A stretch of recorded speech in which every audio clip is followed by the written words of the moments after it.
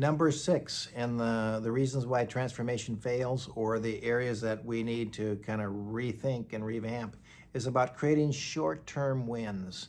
So often what happens is there is movement moving forward, but we don't communicate it well. And so I want to encourage you to think about having your teams, your staff set not only annual goals, but what's the weekly goal? What's the monthly goal? What's the quarterly goals? How do we create these short-term wins that are action-oriented, use lots of verbs, it's clear what's going to happen, by whom, and publicize those things when they're achieved. Note those milestones, note those next steps. But churches like to invest in congregations that are moving forward, that there's a clear vision, that there's good energy.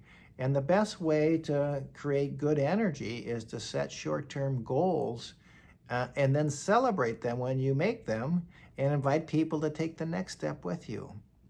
But celebrating short-term wins is absolutely critical for continuing to gain understanding about where you're going, again, why it matters, and how they can help.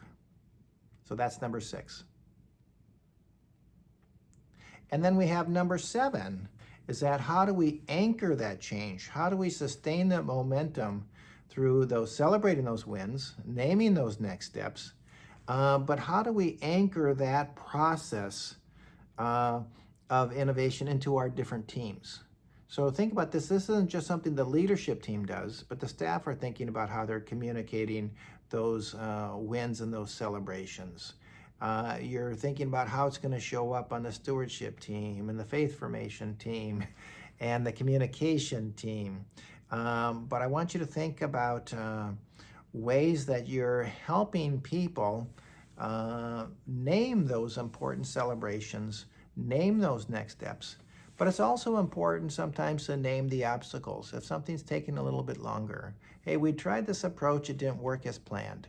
We stepped back and we decided we got a couple different courses of action, and now we're going to go this way. So people are comfortable with detours too, as long as they see that there's some learning and rethinking and reinvention of how we move forward. But we need to, the critical element is we need to continue to keep people abreast of what's going on, what the next step is, what are the opportunities, and what are the challenges. And we have to have a consistent plan for also how we're engaging people that may not understand or embrace that vision. How do we continue to follow up with them? So often we think that once we say yes to a big goal, we don't really have to promote it again. We should actually be thinking about how do we continue to bring more people on board with new information and using the progress that we've made so far as a reason for why they should get involved as well. But we have to maintain that momentum. So not only of celebrating those creating short-term wins, but celebrating them.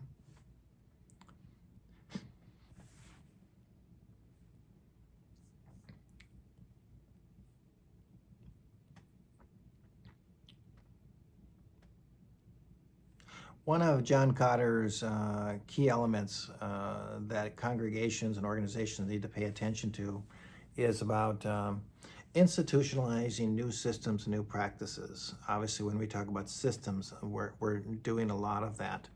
But the idea of anchoring change is really important.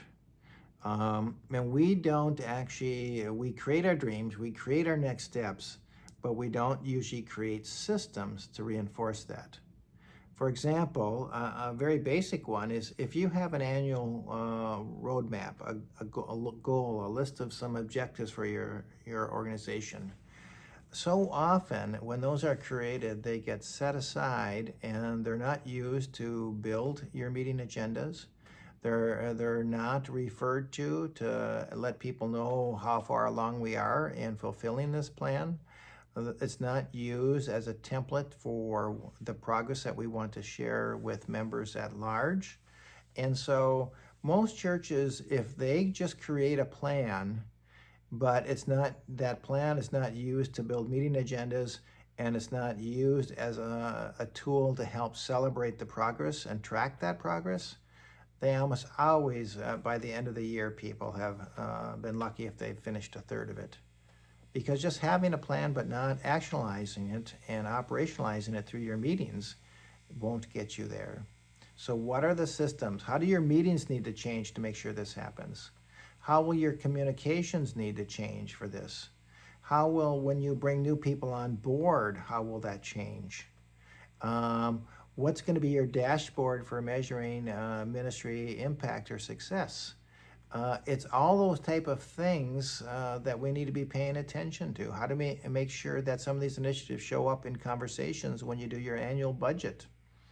When you hire new staff or bring people on board that you're looking at through the lens, what are the skills, the qualifications that are needed that's going to help us live into this plan? But a plan is great, but it needs to be utilized by everyone at every different level of the organization.